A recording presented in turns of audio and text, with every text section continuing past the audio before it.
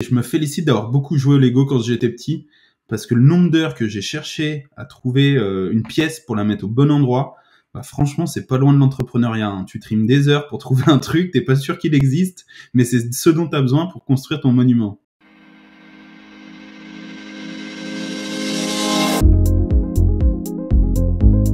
François Delporte, 29 ans, j'ai cofondé Rocambole il y a maintenant 18 mois et je suis le dirigeant de Rocambole. Un bon début de journée, c'est quand ta to-do list de la veille, elle est prête à être rayée. Alors je pense qu'on peut pas être au top du top toute la journée, donc faut plutôt comprendre là où on n'est pas bon.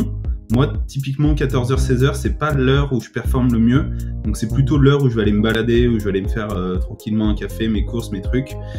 Et sinon, moi, mon petit booster tout au fil de l'eau, c'est les good news. On a un channel sur Slack Good News chez Rocambole, et tout ce qui est good news, on se l'envoie, et ça donne le peps grave. Un petit verre de lait avec du Nesquik, ça j'avoue, c'est cool.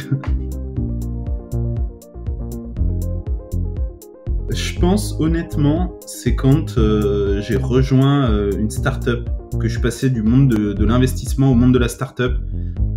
Bizarrement, ça a été vraiment un changement de mindset radical. Quand on dit quelque chose, on le fait. Et ça, c'est hyper clé. Ça nous permet d'exécuter hyper rapidement. Le pendant de ça, c'est qu'il faut apprendre à dire non, du coup. Parce que sinon, ça se transforme un peu en yes man et on se retrouve à faire tout et n'importe quoi. L'autre chose, c'est d'avoir quitté, c'est sans surprise, mais d'avoir pris cette décision de quitter IBM, un graduate programme, tout le monde proposait des jobs, machin truc, pour monter une boîte dans l'entertainment en France, en B2C par abonnement. C'était pas évident l'équation de départ, mais je m'en félicite tous les jours. Les idées, c'est comme les enfants, c'est bien d'en avoir, c'est mieux de les élever. Donc j'en parle pas, on va me copier, non, tu vas faire pareil. Non, en vrai, ça vaut rien du tout. Développer deux idées au même moment, un an après, elles ont rien à voir.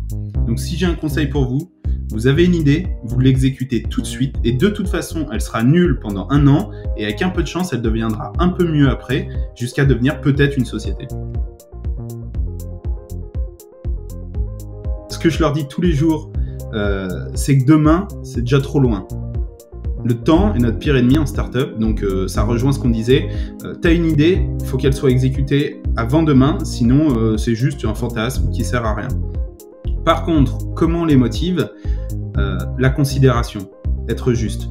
Donc toujours dire, écoute, t'as essayé, franchement, good job. T'as pas réussi, pourquoi ? On essaye d'améliorer, t'as réussi, bravo. Donc ça passe par des petits MP, voilà, tous les 2-3 jours, ah, écoute comment ça va, t'es sur quoi en ce moment, franchement tu déchires, continue. Parce qu'une fois que nos collaborateurs se sentent dans des safe zones et backés et encouragés, bah là ils sont capables du meilleur. Par contre, ce que je veux, c'est pas leur dire quoi faire, mais qu'ils me disent j'ai testé ça, ça a marché, ça a pas marché. Donc c'est vraiment deux choses que j'essaye d'inculquer à mes équipes, exécuter sur le jour et qui me proposent des choses plutôt qu'ils attendent que je leur propose des choses.